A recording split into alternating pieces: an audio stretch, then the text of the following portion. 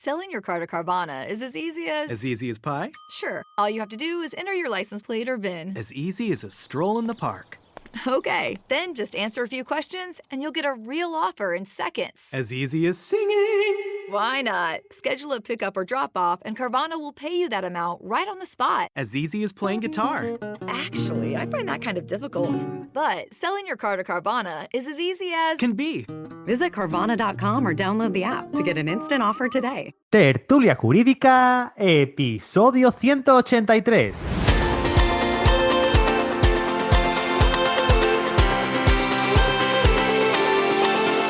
Hola, buenos días y bienvenidos a Tertulia Jurídica, el podcast donde profesionales del derecho se quitan la toga y comparten su visión sobre temas de actualidad. Mi nombre es Ángel Seisdedos y soy el conductor de este programa. Y hoy venimos a hablar sobre novaciones en las cláusulas suelo. Para ello me he traído un grupo, un equipazo que hoy se estrena: Rosario Serrano, Yaiza Mata, Fernando García, Sergio Castro. Bienvenidos a los nuevos. Hola. Gracias. Muy buenos días. Buenas noches, un placer. Bienvenido, bienvenido. Buenos días, buenas tardes, buenas noches. Y también tenemos aquí a Miguel Ruiz Calvo y a Pilar Garrido. Muy buenos días. Muy buenos Hola, días. buenos días. Ángel, ¿cómo estamos? Oye, me Buenos días a encanta, todos, chicos. me encanta teneros aquí, a vosotros dos, que, por cierto, Miguel, me vas a perdonar, pero mi especial buenos días a Pilar, que hacía... ¿Cuántos episodios? Hace 72 episodios que no te veo, Pilar.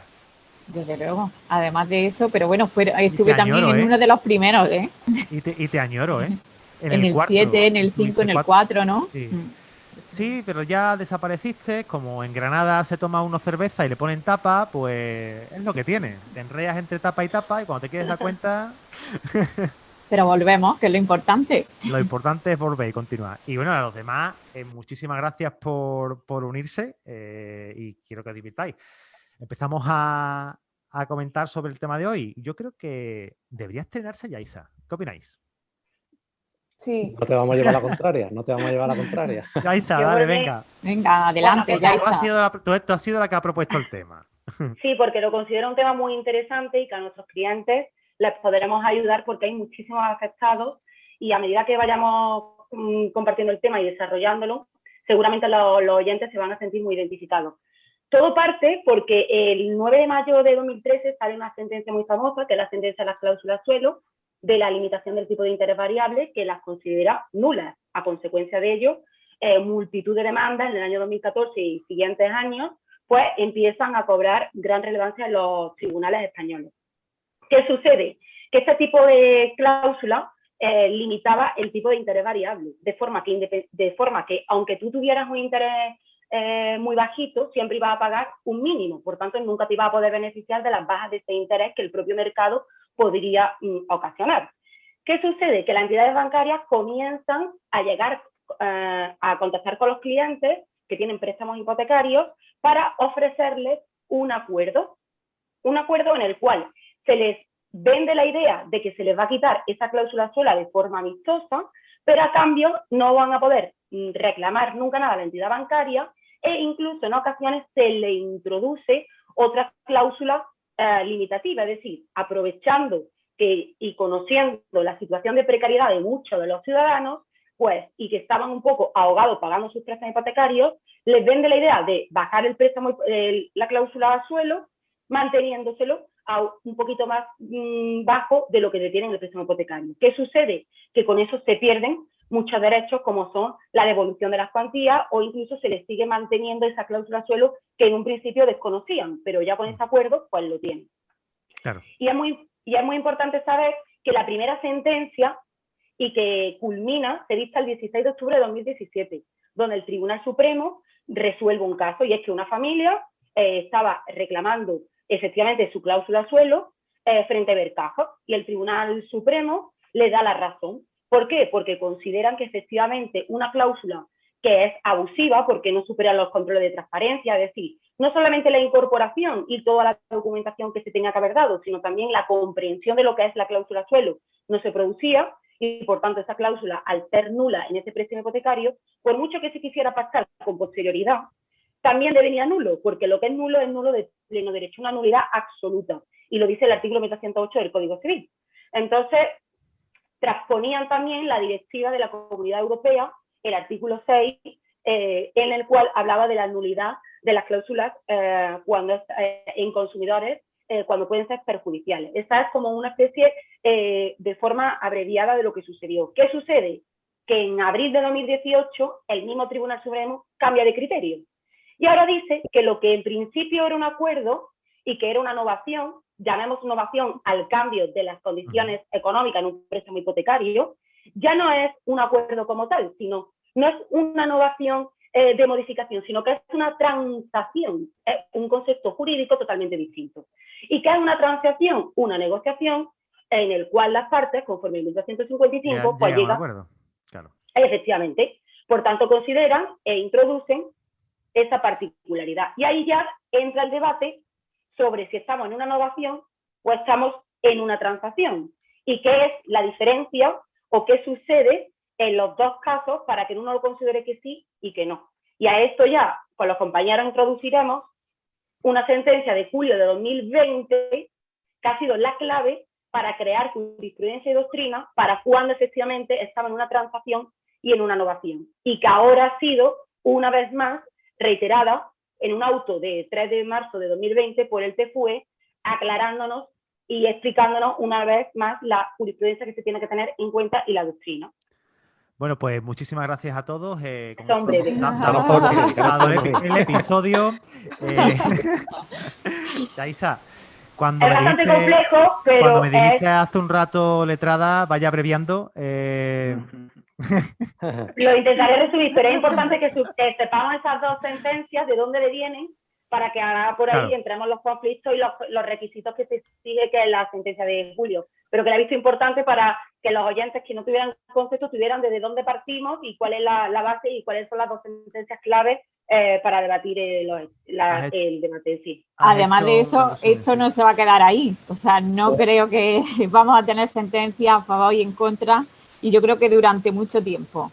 No, vamos, ojalá que el auto de marzo nos resuelva, pero es que entre la sentencia de 2018 que comentaba, que además fueron dos, con un voto particular de Javier Orduña, justo el 15 de junio de 2018 a él dicta otra sentencia que dice que esos pactos novatorios son tan nulos como la cláusula suelo. Claro. Con lo cual, entre uno y otro siempre hemos tenido alguna sentencia que nos ha dicho lo contrario. Con lo cual el acuerdo, hombre, este último auto clarifica muchísimo, porque claro, una de las cosas más importantes que para mí dice es que si tú no has cuantificado, es decir, si el consumidor no sabe qué le van a devolver, ¿cómo va a firmar un pacto de rebaja de tipo? Si tú no sabes qué te van a devolver, da igual que te bajen un 2, un 1 o que te quiten la cláusula.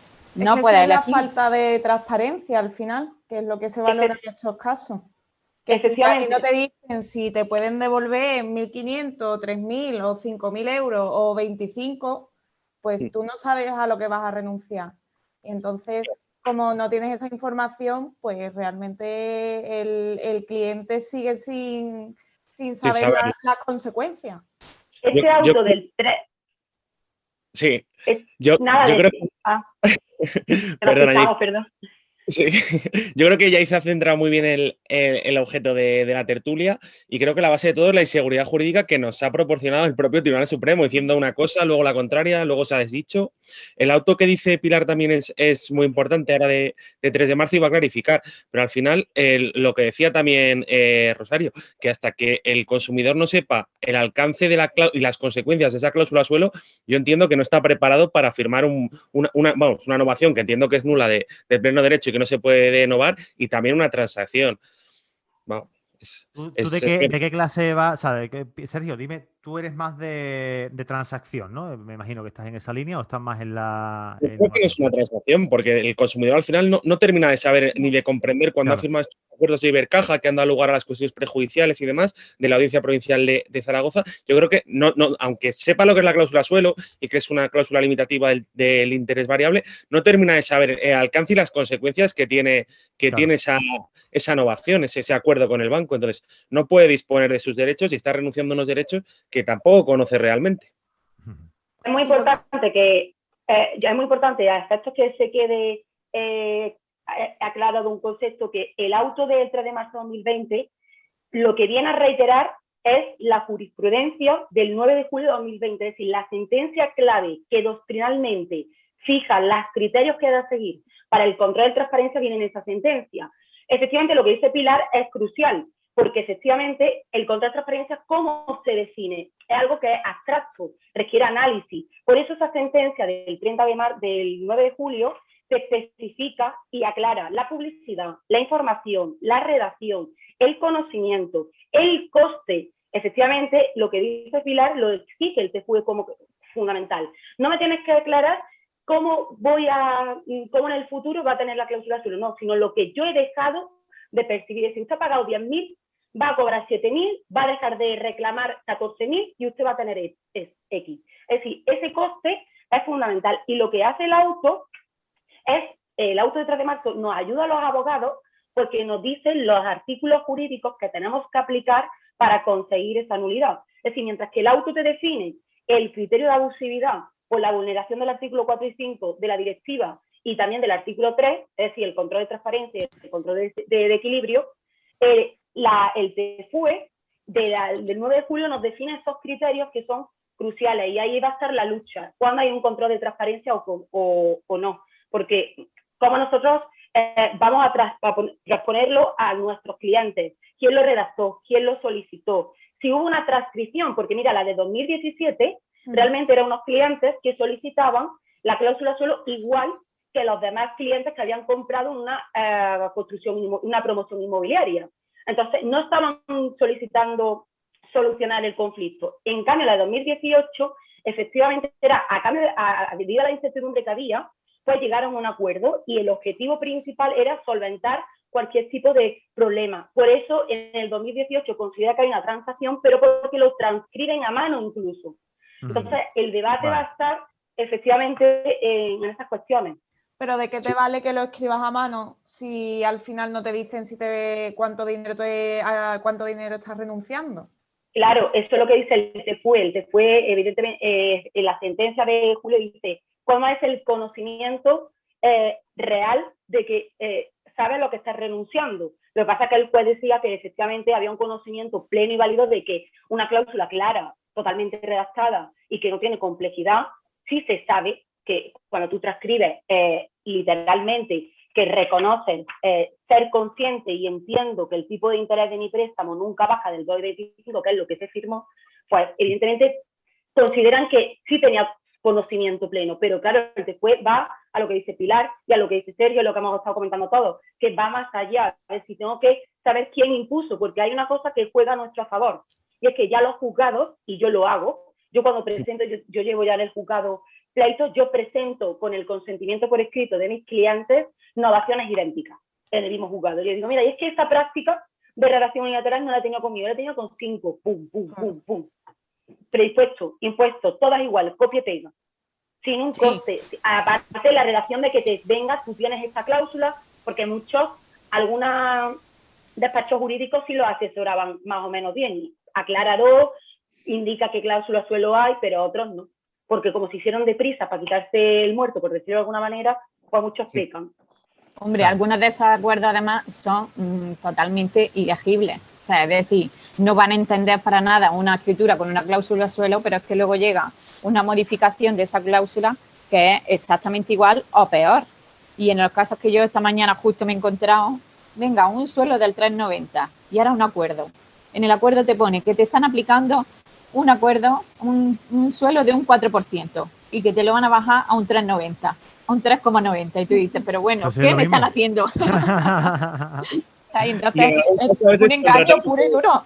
Total. Es vergonzoso, ¿eh? A ver, yo entiendo que según lo que venís comentando, si entidades financieras, al fin de cuentas, hay 5, no, porque no hay más desde la fusión de las cajas de ahorro, será, digamos, entre comillas, más sencillo encontrarlo. No es como antes que te encontraba la típica, ¿no? Caja del Duero Bajo, caja de ingeniero, la otra caja de no sé qué, y cada una pues tenía su redacción propia. En este caso, imagino que todos estos criterios, que lo estoy comentando, de las innovaciones, o en el caso de las transacciones, ¿no?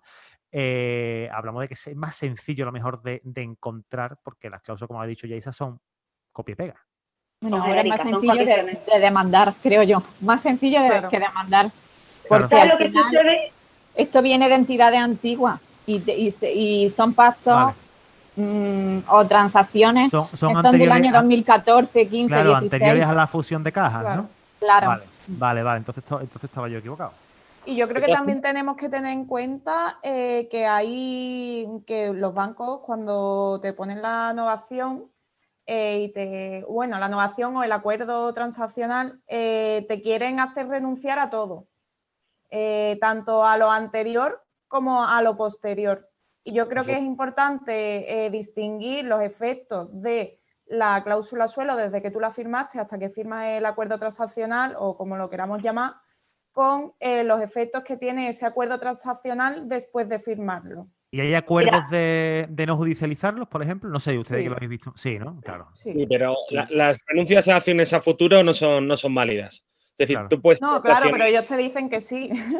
Si es Ellos que el la- problema la- es este. La intentan colar, claro. Sí. Claro. Bueno, Pero una ahí cosa- Y de fue el auto de julio del 2020 del TJUE. Eso fue una de las cuestiones que Claro. más aclaró, que es que no se puede renunciar Al a futuro. establecer futuras acciones legales, que Claro. vamos. Y aún así, Pero así- a pesar de ese auto, ha habido Se sentencias hacen. con posterioridad en el que se considera que es válido ese acuerdo, ¿eh? Sí. Lo más importante de esta causa y la labor que tenemos los abogados, de mi punto de vista, es como la planteamos jurídicamente. Yo he tenido sentencias de compañeros que no han querido gestionar procesalmente la vía judicial de reclamación en una simple cláusula suelo y han tenido una sentencia desestimatoria. ¿Por qué? Porque tienes que tener en cuenta que una cosa es la nulidad de la cláusula suelo y otra cosa es la cláusula de renuncia. Aunque las dos están acopladas al principio de transparencia como tal, realmente las dos necesitan que en la demanda tengan fundamentos jurídicos Claro, distintos diferente. y apartados, porque la renuncia viene amparada efectivamente por vulneración del artículo 6 de la directiva del 9313, básicamente a infringir normas imperativas. Y la norma que se infringe es el artículo 84 de la Ley de Consumidores y Usuarios, la renuncia a derechos. No puedes renunciar al derecho que te pertenece de reintegro de las prestaciones. Y básicamente también porque no puedes acordar, no puedes negociar por el 1255 renunciar a un derecho que la Ley de Consumidores te permite. Por eso consideran que la renuncia no hace falta simplemente el control de transparencia, que también, sino que ya de por sí ya infringe la norma de consumidor y usuario y la renuncia va aparte. Por eso, en el caso que ha dicho Rosario, hay una sentencia del Tribunal Supremo del 5 de noviembre de 2020 que dice: te voy a anular la cláusula suelo del préstamo hipotecario. Pero la novación no. Pero la renuncia sí. Aquí está. Ahí entonces, ¿qué pasa? Dijo, cláusula suelo, transparencia, novación, no cumple transparencia, renuncia, voy aparte de la transparencia, voy a 1255, imperativo legal, papá. Entonces tienen como fundamentos jurídicos distintos. Y es muy importante porque cuando nosotros presentamos una demanda, tenemos que hacer muy bien la acción. De hecho, muchos compañeros, cuando he hablado con ellos, me han preguntado, ¿a qué pido? ¿La acción de nulidad del préstamo hipotecario o la acción de nulidad del contrato? Porque el contrato es totalmente válido. Tienes que pedir la acción individualmente, una por una. Claro, una por una. Aunque, por ejemplo, aquí en Sevilla... Son acumulables las acciones, ¿no? Sí, se acumulan, claro. no hay problema. Vale. Pero aquí en Sevilla, por ejemplo, aunque tú ejerzas la acción de renuncia de forma distinta, ¿no? Una y otra, porque pide la nulidad de una cláusula y nulidad de otra, considera que en el momento que se da la nulidad de pleno derecho, directamente del préstamo hipotecario ya causa la nulidad directamente por el 1208 del contrato. Es decir, no entra ni a valorarlo. En cambio, el TFUE sí lo valora. Entonces, ya dependerá de cada juez como quiera la línea doctrinal seguir. Eso quería yo preguntaros, porque, por ejemplo, en Sevilla está claro que, bueno, Yaiza sabe porque lo suele presentar. En Granada, en Valladolid y en Cádiz, y bueno, y también ahí lo diré, Miguel, que nos hablan todo el rato. En Málaga. Tú vas en Málaga, ¿no? Porque tu partido judicial está allí, ¿no? Sí, efectivamente. Yo lo que quiero decir brevemente, porque hay poco que apuntar a todo lo que acertadamente han dicho los compañeros, es que se trate de una Qué humilde innovación. eres, qué bien lo hace, Miguel, de verdad. No, pero es verdad. Es totalmente cierto. No, Me he ¿verdad? quedado Nos están sorprendido. dando una masterclass, vamos, yo estaba Efectivamente. escribiendo en un folio y me tenía que coger un papiro, porque es que ya no me llega, vamos.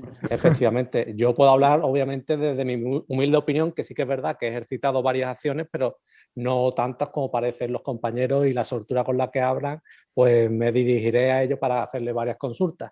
Dicho lo cual, tanto si es una innovación de una cláusula suelo o si es un acuerdo transaccional de que se renuncia a ejercitar acciones y demás, yo creo que lo importante, obviamente, son acciones distintas y hay que separarlo convenientemente en la demanda, como se apuntaba Yaisa, creo.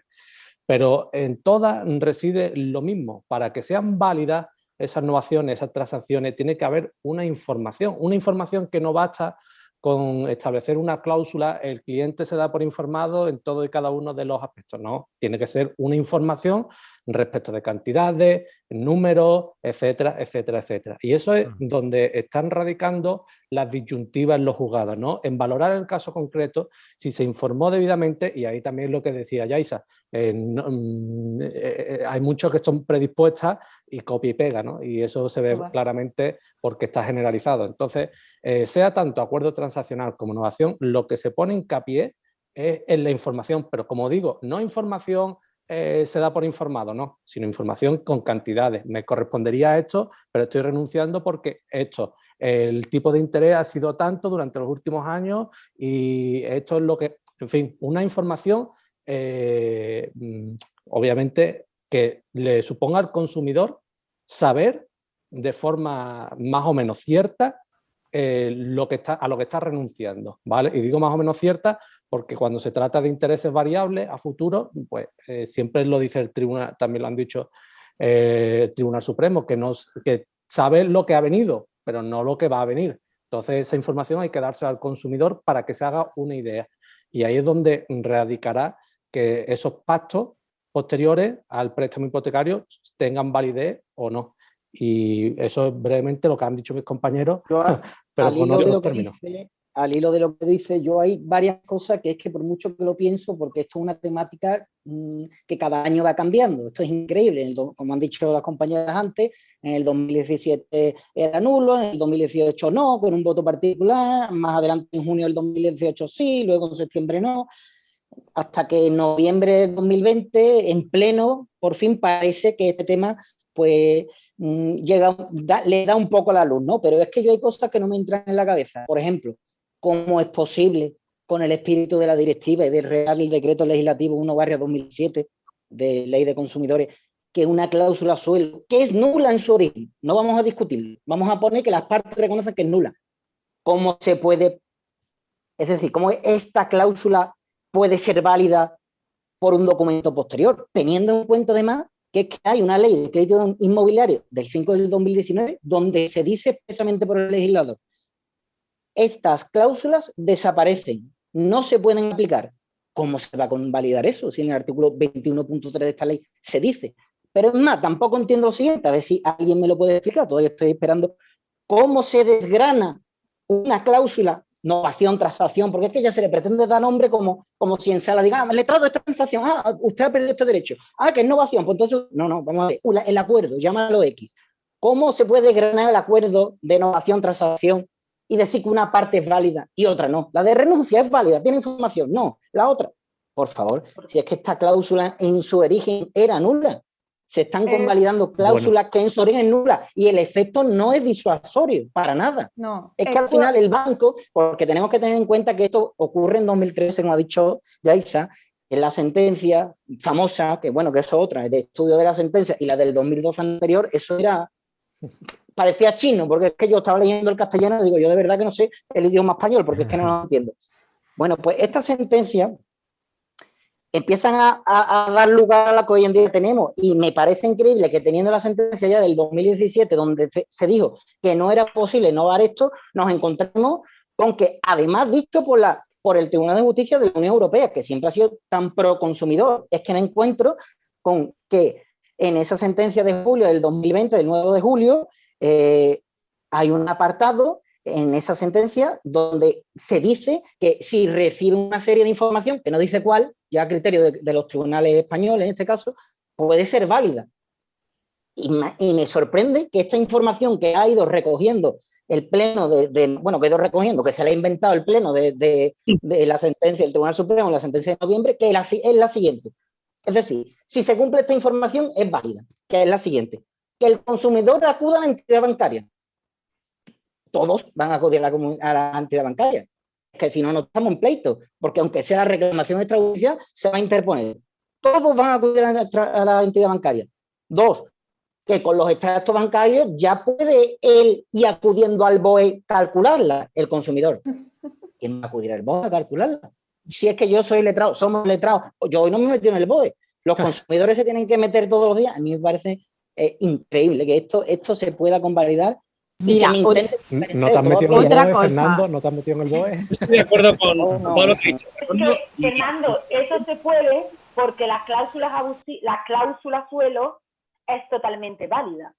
Es decir, las cláusulas suelo existen y son totalmente válidas, y lo dijo la sentencia 9 de mayo de 2013, es decir, son totalmente válidas porque no contravienen la directiva europea. De hecho, el quid de la cuestión viene en el artículo 4.1 de la directiva, que es el que emana de todo, que te dice que cuando el objeto principal del contrato es el precio, no se puede interferir, no puede intervenir un juez. Si yo acuerdo contigo algo en un precio y es el objeto principal del contrato, no pasa nada.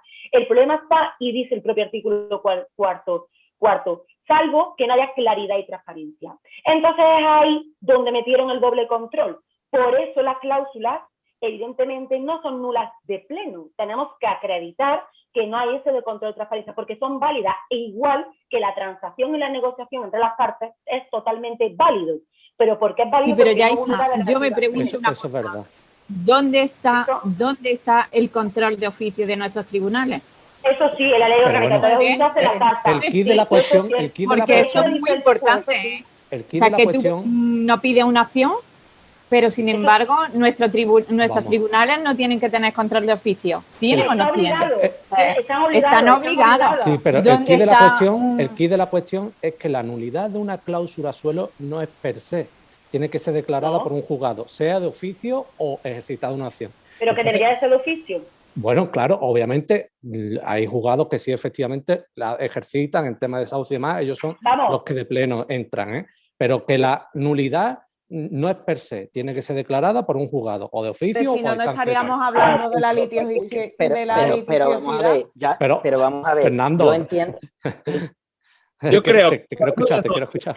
Fernando, porque yo tampoco entiendo mucho que si algo es nulo y es nulidad radical de pleno derecho, lo que es nulo no se puede innovar, y el Código Civil es muy claro. El problema está en que estos asuntos derivan de unas novaciones con Ibercaja, y en esas novaciones que hicieron en el año 2014, a partir de enero, hay alguna de diciembre del 13, pero sobre todo a partir de 2014, obligaban al consumidor a hacer un manuscrito, decir, he entendido que me van a reducir la cláusula suelo en un lo que sea y estoy de acuerdo con las condiciones ofertadas por el banco. ¿Qué pasa?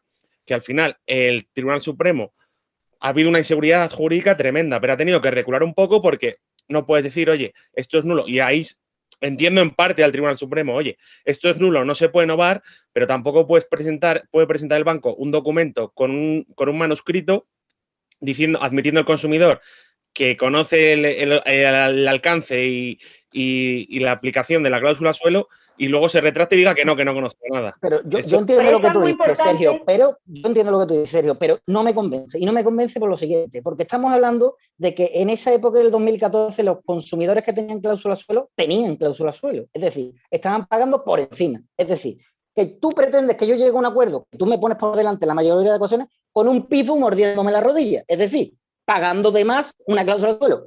Yo que le digo al cliente que viene a mi despacho y le digo, hombre, pues más vale pájaro en mano que ciento volando, ¿no?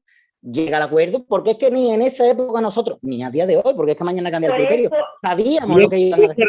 Totalmente de acuerdo, Fernando. Y fíjate qué vuelta le da al Tribunal Supremo, que en las sentencias que has hecho referencia antes de noviembre, diciembre y la última que ha salido ahora en 17 de febrero, dicen que hay que ponerlo, que la firma manuscrita y la transcripción manuscrita del consumidor no es determinante, pero es un parámetro más. ¿Y qué dice? Que también hay que tener en contexto, mira, en el caso del 2016, de la sentencia de febrero, de hace unos días apenas, lo que dice es que hay que tener en contexto que la firma se realizó después de la sentencia de 9 de mayo de 2013 y que ya se conocía el alcance de las cláusulas suelo. Cuando eso no es cierto, porque no ha sido hasta años posteriores cuando ha empezado a destaparse todo y a declararse la nulidad por sistema de esas cláusulas. Yo no estoy... Yo lo que creo que cuando ahora venga el boom, porque va a haber muchos, vamos, yo por ejemplo, yo tenía 5 o 6 y ya las estoy presentando, porque las tenía ahí estancadas hasta que las cuestiones se resolvieran para evitar las cosas con los clientes. Ya estoy súper convencida porque la audiencia provincial ya está dando la razón y por tanto me quedo tranquila. Pero es fundamental lo que tú dices, porque no es lo mismo un acuerdo en 2014-2015 que un acuerdo en el año 2019. Es decir, donde ya el tema está súper explotado o estamos hablando de personas súper formadas que tienen o han tenido una negociación, se han mandado 200 correos, por tanto hay que ser también precavidos, muy precavidos a la hora de interponer la demanda. Es decir, que efectivamente ya hay un camino recorrido, que tenemos al TFUE, el abogado general de la Unión Europea, que está a nuestro favor, y sentencias que ya nos están dando la razón, pero el contexto en el que se firma ese acuerdo es muy importante. Yo no soy yo cuando hago, por ejemplo, con el IRPH, todo el mundo anuncia el IRPH, esperaros. Pues compañero, costita, y ahora con la cara roja. Y le dije, te dije que te esperaras porque esto estaba caliente y muchas veces ya puedes... En el auto del 3 de marzo yo creo que se anticipa también a cómo se va a pronunciar con el IRPH, ¿eh? O sea, que yo creo que aquí se va a abrir la puerta para el tema de IRPH también. Pero es que el auto lo que te dice es los criterios de transparencia, hace mucha mención a la competencia del juez por el artículo 4 de la Ley Orgánica del Poder Judicial para, de oficio, poder resolver de oficio este tipo de abusividad, porque están obligados por la directiva, el artículo 7, aquí hace referencia, un poco de forma resumida, pero este auto en sí, yo creo que dice, pero no dice. Es decir, te dice que sí, que hay un control de transparencia que se tiene que hacer, pero le da la potestad otra vez a los jueces. Por tanto, siempre. Entonces, siempre, como lo que está dando en... es como irte otra vez, es coger la sentencia del 9 de julio y decir parámetros y sentencias de casos iguales y decir, no se le impuso la entidad bancaria, le dieron varias copas, no le dieron los costes, así, pero uno a uno, detalladamente. ¿Por qué? Porque es que hay mucha incertidumbre a la hora de valorar esa transparencia como tal. Bueno, también cuando se pronunció el 9 de julio del 2020 el TFUE, todos los compañeros estábamos esperando como agua de mayo una sentencia del Tribunal Supremo y cuando de pronto llegó dijimos, pero bueno, te has retirado totalmente de lo que dice del TFUE. O sea, ¿dónde está esa primacía del ordenamiento comunitario respecto al ordenamiento español? ¿Dónde está?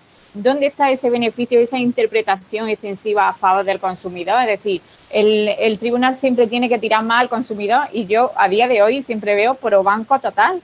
Y luego otra cosa que ya he dicho antes, ¿dónde está ese control de oficio? Porque en muchas ocasiones se han puesto demandas y de pronto el compañero no ha puesto, como tú dices, y solicito la nulidad del acuerdo tal y cual. Es que eso no debe ser desestimado. Es que eso ellos no están allí viéndolo. Y como dice Fernando, y como dice Sergio también, si ese acuerdo es nulo de pleno derecho, o sea, si una cláusula es nula de pleno derecho, el acuerdo novatorio transacción es exactamente igual de nula. Si nosotros tenemos este debate en 2011, 2012, en 2007, cuando es el Real Decreto Legislativo, cuando se publicó en 2007, yo digo que todos llegamos a la conclusión de que es nulo de pleno derecho y no se puede convalidar. Pero es lo mismo que sucedió, por ejemplo, con el interés de demora. Con el interés de demora estaban intentando colar los bancos que en vez de un 18 te ponían el triple del interés legal del dinero y después se demostró y se vio que eso no era válido y que el interés de demora era nulo y por lo tanto no se podría modular. Entonces yo creo que estamos ante una cosa bastante similar.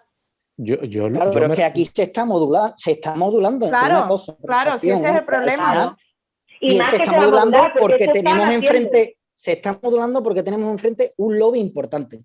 Si estuviéramos con otro tipo, por ejemplo, inmobiliario, no sé, otro tipo de empresa, incluso abogados, seguro que los abogados no modulan nada. Estoy seguro. las costas. Imaginaos la típica cláusula esta de costas que no se informa, o cláusula de que si renuncia el cliente se le cobra la totalidad.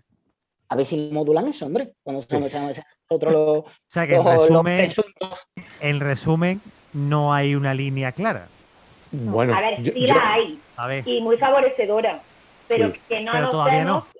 Pues no, ya llegamos con el huevo de la gallina de oro. Es decir, ya podemos poner demanda, ya tenemos base jurídica, apoyo jurídico. Tenemos casos similares para poderlos comparar, para poderlos luchar. Ya podemos ir a las trincheras y ir ganando derecho, porque el derecho es ir ganándolo. Con el esfuerzo de uno y el esfuerzo de otro se va creando jurisprudencia. Los valientes son los que se atreven, son los que abren la gallina para todos y abren los derechos para que todos los conozcamos. Ahora es cuando se está abriendo.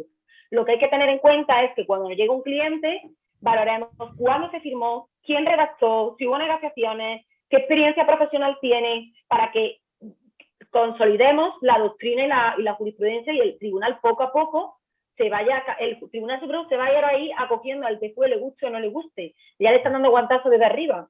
Y las audiencias provinciales, al menos aquí, ya están reaccionando, ya es un paso. Yo no soy tan como Yaiza y preferiría esperar un poco a la evolución, porque es que a mí me ha pasado, a mí personalmente he metido 2-3 demandas de Ibercaja aquí en Valladolid a raíz de la sentencia de octubre de 2017 y luego cambió de criterio el Supremo y me la he comido. Y por suerte no me han puesto las cosas por el cambio de jurisprudencia, pero no me han dado la razón. Entonces también me sabe mal por estos clientes, porque ahora ¿qué van a hacer?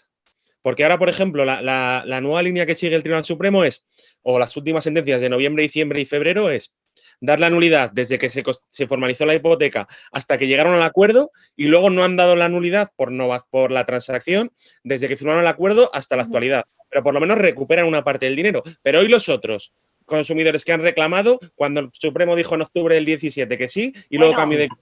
Hay una cuestión de cosas juzgadas que lo está planeando un juzgado, ahora no sé cuál decirte, pero Sí. esta cuestión la están planeando, creo que sea un juez de Madrid, quiere hacer una cuestión de constitucional respecto a cosas juzgadas en este tipo de casos, porque va a pasar Y como una eso, cláusula cuando sea, pues haremos un episodio nuevo interesante. hablando de eso, porque me parece muy, pero que muy interesante. Es muy interesante, porque al final No, hombre. tiene eficacia de cosas jugadas. En principio sí, pero es que estás vulnerando los derechos de los consumidores. No, Sí, los y es que derechos de además, los mira, consumidores llevan vulnerados ya desde que salió la sentencia del Cuando, Desde que sa- salieron los bancos, cuando desde que sale salieron la los ley, bancos. cuando sale la ley de consumidores y usuarios por algo. Así que dejémoslo ahí. Oye, chicos, chicas, sinceramente os lo digo, para haber sido la primera tertulia, tenéis un nivelito bastante bueno. O sea, cuando a mí me dijisteis, no, yo hablo mucho, porque yo cuando hablo con ustedes, normalmente siempre suelo hacer las mismas preguntas, ¿no? Yo hablo un montón. Y digo, pues tú eres perfecta para tertulia. Quiero daros las gracias de verdad, de nuevo, reiterarlas, por el ratito que hemos pasado. He aprendido mucho. Yo de civil estoy súper pegado porque no me gusta. Sinceramente os lo digo. Y se me nota porque intervengo más bien poco. Si fuera penal ya hablaríamos de otra cosa. Y nada, recordaros que esta es vuestra casa, que cuando queráis podéis volver a participar. Os quiero dar la bienvenida a la familia de Tertulia Jurídica, porque ahora ya formáis parte de ella. Y cuando queráis, pues ya sabéis que podéis volver aquí, ¿vale? Bien, muchísimas gracias, es un placer, ¿eh? Muchas gracias. Muchas gracias, repetir de nuevo. Gracias. Un saludo, Ángel. Eso espero. Encantada de conocer a todos. Igualmente. Bueno, y a ti que nos estás escuchando, darte las gracias por escuchar este episodio, por las valoraciones de 5 estrellas que nos haces en iVoox, Spotify y en iTunes. Y recordarte que nos escuchamos el lunes aquí en tu podcast en Tertulia Jurídica. ¡Chao! En The Home Depot puedes encontrar soluciones de almacenamiento que se adapten a tus necesidades, como estantes industriales Husky, con una capacidad de carga de hasta 2.500 libras por estante. Así que, sí, puedes soportar el peso de tus pesas, herramientas, cajas con todos tus recuerdos y más.